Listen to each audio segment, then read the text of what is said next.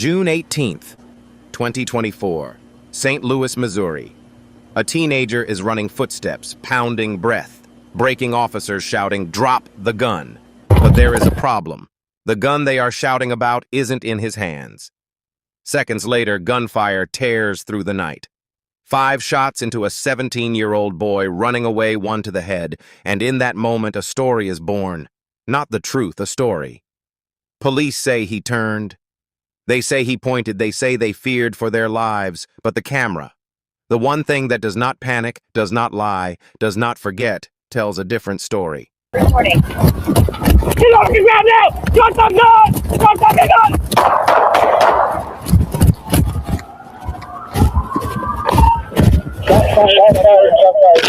Give me your hand.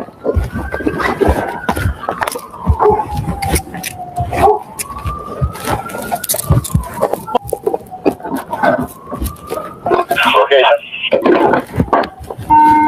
What year? The mask. Shots right fucking here. I need to get that. What? Give me address. 619 in the rear. We have both in custody. Driver's in custody. Driver.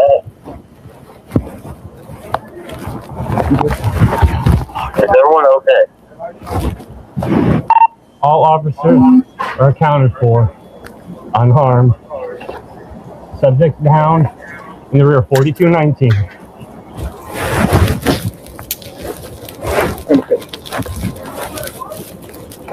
I'm in route.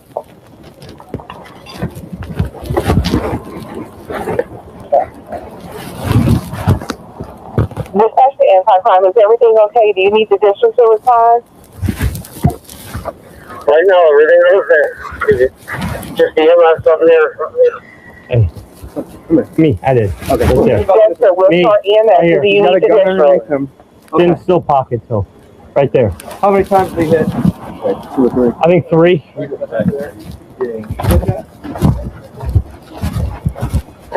Ma'am, I think we're good right now. We'll keep you posted. You want to contact that 5 years? Yes, I'm doing that currently. Yes, sir. We're going to start EMS. And it's just that if I'm running from you, I can't point a gun at you. Community is reacting to body camera video contradicting St. Louis police and a 17-year-old's death. Initial reports said Emision Wilkins pointed a gun at police, but the video shows him running away. The community is reacting to body camera video contradicting St. Louis police and a 17-year-old's death. Initial reports said Emision Wilkins pointed a gun at police, but the video shows him running away. He never turns. He never raises anything. He just runs. And still they shoot. And when they reach his body, there is no gun in his hands. No weapon pointed, no threat advancing, only a teenager lying motionless on the ground. And yet the commands continue. Give me your hands. Give me your hands. To a body that will never move again. And then the handcuffs go on, not to restrain danger, but to complete a procedure that feels colder than the bullets that ended him. Because in that moment he is no longer seen as a child, no longer seen as human, only as a suspect, even in death. And then comes the silence, not hours, not days, but years, nearly 2 years, where the official version stands untouched, repeated, defended, protected. A narrative built on a claim that now begins to collapse, because when the footage finally surfaces, the truth does not whisper. It explodes. The community watches in disbelief, anger, grief, because what they were told does not match what they see. 5 on your side's Melanie Johnson is here with the officer involved's response in court. And Kelly, the 16-year police veteran still works at the St. Louis Police Department, and we're learning more about this internal investigation into this deadly shooting of Emision Wilkins. The officer pleading the fifth to most of the questions. A deadly pursuit of 17-year-old Emision Wilkins by a St. Louis police officer. I mean, something that was very hard to watch. And now Stan Dooley of the Ethical Society of Police calling out one of their own. It was very, very disturbing. The accounts obviously didn't add up with what was initially reported. A 24 press conference by St. Louis police paints a different picture than the body camera video released Monday. A driver ran through a vacant lot into the rear yard of the 4200 block of St. Louis Avenue, where he turned and displayed his handgun and was shot by the officer in pursuit. At the time, investigators released this photo of a handgun they claimed Wilkins pointed at officers. Now, 2 years later, police admit that information was based on wrong information from a supervisor. We don't always get things right as human errors. We might think we see one thing, and then video surveillance, body camera footage, or even witness statements can paint another picture on what happens. An attorney for Wilkins's family released these transcripts of the officer's deposition. It shows the officer involved invoked his Fifth Amendment rights more than 100 times. The hardest part to watch was the aftermath of seeing his body be motionless. That was very difficult to see and to know that no aid was rendered. We spoke to Sierra Simrel, chairwoman of the city's Civilian Oversight Board. The board has no power since the state takeover of the St. Louis Police Department. Simrel says this case is an example of why the board is needed. It's very concerning because I feel like that person should not be wearing the uniform because they're making it look bad for the ones that are doing the right job. Police confirmed the gun was found in pieces inside Wilkins's pocket. As to why the investigation took nearly 2 years to reach prosecutors, police experts tells me that is the standard timeline for officer involvement. That if I'm running from you, I can't point a gun at you. The gun police said he pointed is found dismantled, broken into pieces inside his pocket. Still there, never raised, never used, and suddenly the question is no longer what happened, but why was the truth delayed? Why did it take so long to admit what the camera captured in seconds? Why does the officer answer over 100 questions with silence, invoking rights instead of giving clarity? Why does accountability feel slower than injustice? And deeper than all of this is a harder truth, one that people don't want to say out loud. How many stories begin this way? How many times does a narrative come first and the truth fight to catch up? And when it finally does, the damage is already done. A life gone, a family broken, a community shaken, and trust eroded piece by piece. This is not just about one night in St. Louis.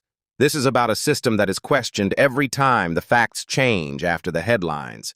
A vigil in North City tonight for a teenager loved ones say should have never lost his life. A St. Louis police officer shot the teen to death after a chase, but family isn't buying what police say led to an officer pulling the trigger. Good evening. Thank you for joining us. I'm Samantha Jones. Corey has the evening off. Beyond the circumstances, one thing that's for certain, this is the latest example of teens caught in crime in the metro. Tonight, our Melanie Johnson is pushing for answers on how to address this growing crime alert and avoid more violence for juveniles, their family, police, as well as the community. Melanie. A 17-year-old killed by a St. Louis police officer. St. Louis police tell us that they will turn this investigation over to the circuit attorney's office, but the family says tonight that officer was reckless and the police department refuses to talk with them.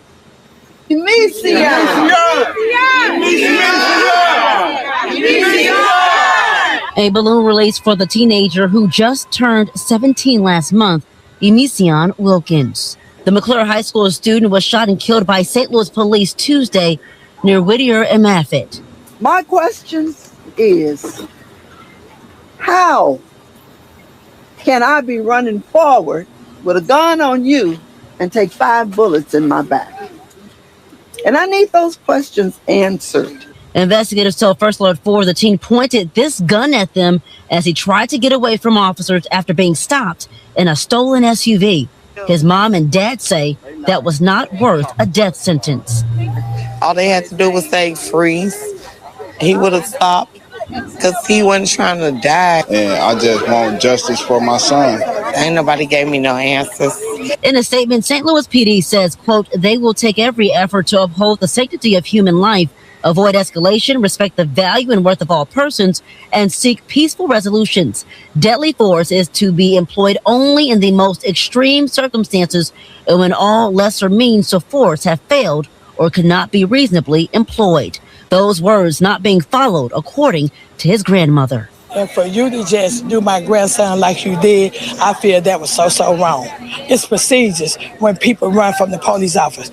You shoot to stop them. Who failed your son? The streets, the system. You know, it's just like the environment that he was in. That's what failed him. You don't shoot him in the back of the head, lay him while they fall face down, and you turn around and put handcuffs on. That wasn't right, and we're going to seek justice. The family also says that the medical examiner's office did not allow them to view their loved one's body. I did reach out to them to ask about protocol, but as far as body camera video, there is footage of this incident, but St. Louis City Police tell me they will not and they do not release footage in ongoing investigations. We will have to wait until the investigations are complete. We're live outside police headquarters. Melanie Johnson, First Alert 4.